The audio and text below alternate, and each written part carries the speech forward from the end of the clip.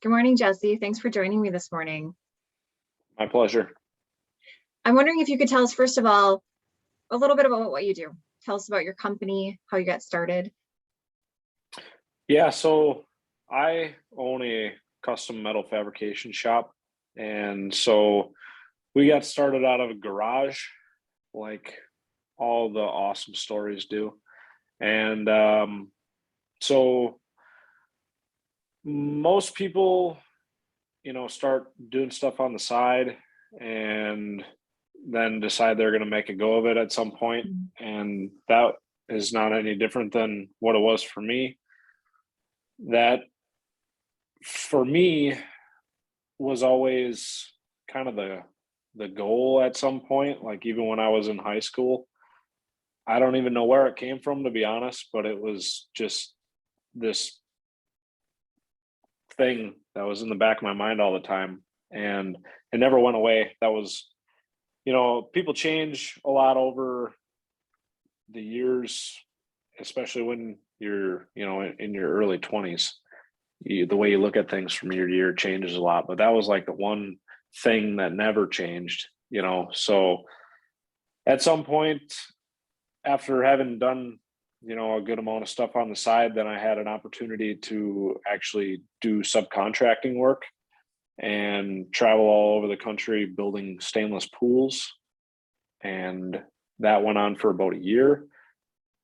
Following that, it was weird how it worked, because that actually got sort of slow at the same time as I had an opportunity to get some work where I was doing it out of that garage. It wasn't a traveling gig, but me being me, not being very good at saying no, I signed myself up for both and did that for a while. It got to a point where I was taken over. It was my dad's garage that I was working out of, and I was kind of getting past my boundaries, and I had to find somewhere else to go, because the space that was required to do the new work that we got just got to be more than he could part with. And so I looked into getting various buildings, tried to buy 3 different ones, and they all fell through for like the weirdest reasons. But it was a good outcome in the end, because what we wound up with, hindsight being 2020 at this point, it was the only one that had all the space that we needed, had the facilities available, in the best location. So, I mean, I'm definitely somebody that will sit in any point of life and be like, everything happens for a reason. And that's, a great example of that. But once we had the building, then it was, full send at that point, and it was time to commit, so I stopped doing the traveling thing.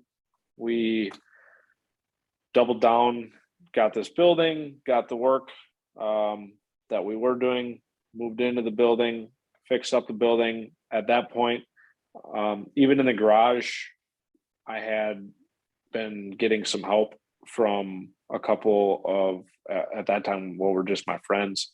And so they kind of, oh man, got a little battery here. So they were, helping fix the new place up and everything. And then once we got things fixed up, we started changing gears and building a team and trying to get some more work in the door. And that's where things really took off. But as far as how we got to that point, that's a long-winded synopsis. Well, thank you. Thanks for sharing. It sounds like entrepreneurship was really something that was just in your blood. It required a lot of persistence, though, for you to get to that point. Yeah, thank you. Oh, yeah. I was always the guy that had like, not lemonade stands, but, anything I did, I turned it into a business, right? So Yeah. I had a boat detailing business. I had my side, welding business, and I was always like trying to make new inventions and stuff. Like, it's just, I don't know, it's just how I'm wired, I guess. Yeah, definitely. So then from that point, once you really got into JR Metalworks for what it is today, it sounds like you really grew quickly. Your sales doubled the first few years. Is that right? Yeah, sales doubled every year. And for me, what the most significant thing was, I mean, the sales have to double, proportionately to the number of employees. But for me, being able to actually offer the amount of jobs that we've been able to offer over the last couple of years was the real significant thing. So from 2 years ago, at literally 2 people, when we came into the new building, we're 10x that plus some at this point in employees. So, watching those people come in and grow, that's really the bigger enjoyment of the whole process. Yeah, especially now, so many organizations have gone through roller coasters in the last couple of years. So it's really impressive that you were able to see so much growth during that time. Yeah, I'm curious too. Tell me a little bit. You told us a little bit about your background. Clearly this was in your blood. Clearly this is how your mind works. But what would you say was perhaps the education that helped you the most, or the experiences that helped you the most to get to where you are? OJT, on the job training. So when I was 10, my dad bought a boat repair business. And so that was the beginning of where I think all this entrepreneurship stuff came into play, because that was like the incubator for me to be able to have the opportunity to do all that, to learn how to work hard, to learn how to talk to people. Just doing even those 2 things alone, like, you can go a hell of a long way. Oh yeah. And so, I did go to college for manufacturing engineering. Okay.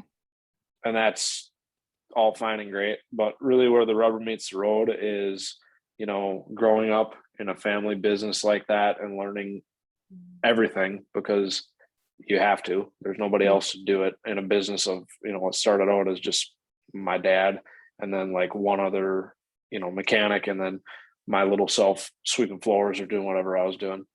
And so you just have to figure it out. And having gone through that process with him kind of gave me most of the tools to at least get started on my own. Oh, I believe it. Yeah, you probably didn't even know how much you knew just from having a family business and being a part of that until later. Yeah, the trippy part is when you start, you don't know how much you don't know either. That's the real fun to find out. Just got to find the people who do. Yeah, that could start an entire conversation in a whole nother direction, but yeah. Yeah, I bet. Okay, so tell me a little bit then, along with this growth, how did you get your message out there to the world? How did you promote your business? It's really just word of mouth, and then,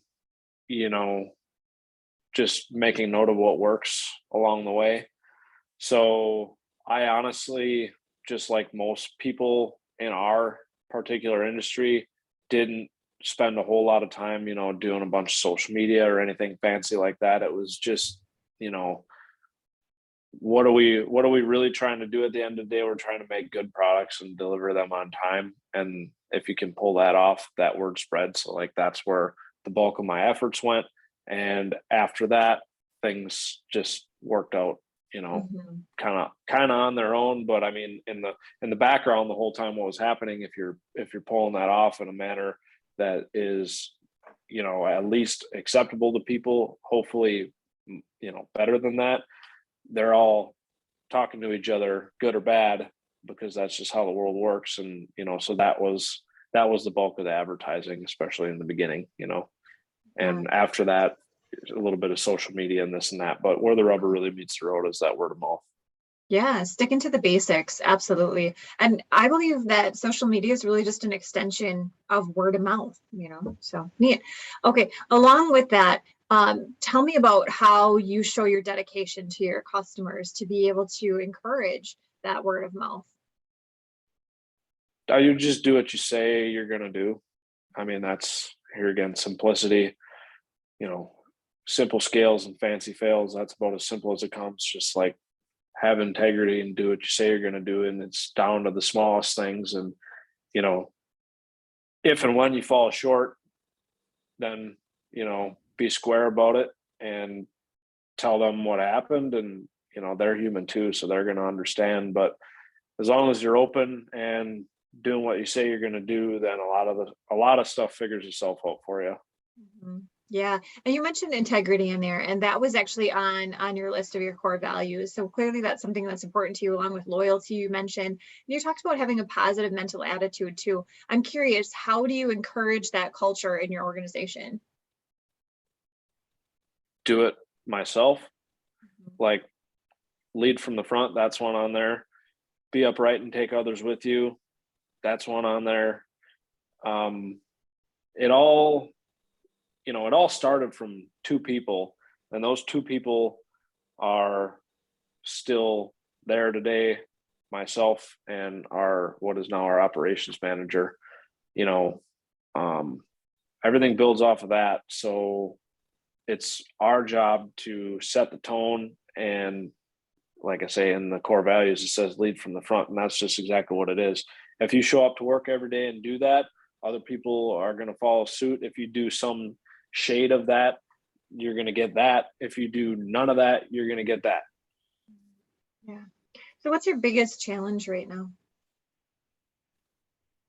Hiring people fast enough, believe it or not. Yeah. No, you're not alone. A lot of people are struggling with that. What I am curious about though too is the difference between your organization and what Lawton is going through right now. So I see a lot of similar values. What I love about working with the CA Lawton company is that their values start with Alex Lawton. They start with the CEO and they clearly go out throughout the entire organization. But what I'm curious about is the differences. What do you think that you as a first generation company can teach a fifth generation company like Lawton? I don't know that we're trying to, teach anybody anything. All I would say is that we know what works for us is really what it boils down to is just caring, like care about our team, care about our customers, and then everything works out. So like if you look at our foundational principles paperwork, the mission put in to my own words is if we build a spectacular employee environment for all of them to look forward to coming to each day, then all of our customers are going to get this experience that's like second to none, because our people, which at this point we're already past, where we could have me doing all the touch points with the customers. At this point, the employees, the team members are doing all that. So like, if we just know that if we build a great employee environment, then they're going to take care of our customers. That's really what it comes down to. So I don't know that I would tell anybody to do anything other than whatever you believe is right. So, CA Lawton has obviously done a lot of stuff that's right because they've been around for a long time, which is all the evidence you need to know that what they were doing was the right thing. And so I just believe that, especially in our case, coming in as a startup company, you come in with whatever is in your head, and then you put it on paper and pass it on to all your team members. And, it's really no different for them, but whatever you believe is right in your heart, in your head, that's what's gotta happen. So I think it's going to be different for everybody, but I think deep down, everybody that sort of takes all the initiative to go through this process and start something from nothing really knows what they have to do. And then it's just a matter of sticking to that through all that growth. Thanks. Thanks for sharing that. What do you think is the future of the industry? You mentioned growth too. Where do you expect to see the most growth? I mean, the industry is so broad. Even if you look at what we do, it's in a wide variety of industries, areas, but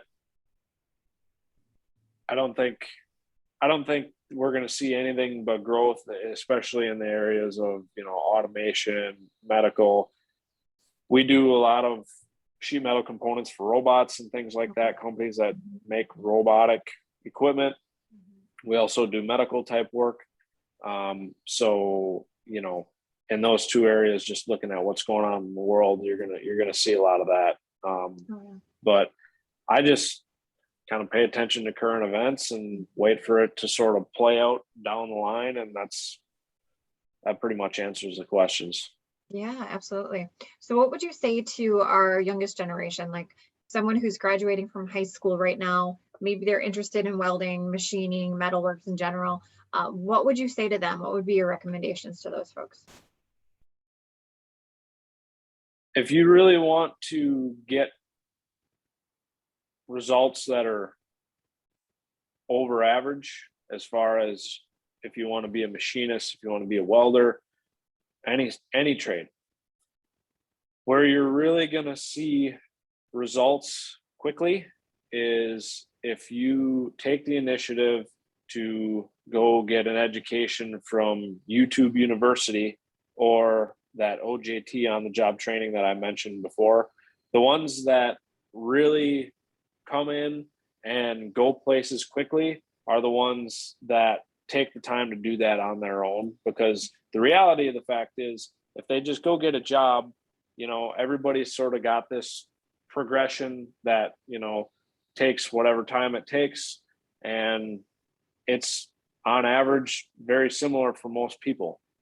Now, if you get involved with a company like ours that's growing so crazy fast, there's a lot more doors that open quicker just because of the fact that we don't have existing bodies to fill them. So that's a secret in itself. But you can go anywhere as long as you make the commitment to put in the time to know all of these extra things, so that when preparation meets opportunity, that's the definition of luck. When that particular time is put in front of you where people are looking for answers, you can be the person that comes and says, hey, I know the answer to this question. People are going to notice that, and you're going to jump, 3 rungs on the ladder, where in that day where it might have taken somebody else, a year, 2 or 3 to do 1 rung each year, So if you really want to make your path excelled farther than what it naturally is, which is still a good path, don't get me wrong, but you got to put in the extra effort. That's really it. And you have all the tools to do it now. You got YouTube, you can go get, a job in the summer or whatever time you have available. All that stuff puts you light years ahead of everybody else that isn't doing that. And it's something that when they're in that process, they probably don't even realize it, but all of a sudden they'll wake up one day, have an answer to a question that nobody else has the answer to, and now they're the guy or the girl. Great. Thanks for sharing. I think that's really solid advice. And it's definitely something that generation is good at, their digital training, their online YouTube University. I love it. Thank you. Thanks for sharing. That's where I got a lot. Yeah, I bet. Anything else that you want to share with us today, Jesse? I don't have anything outside of that. Okay, well, thanks for taking the time to talk with us today. I really appreciate it. I look forward to seeing what else you guys do.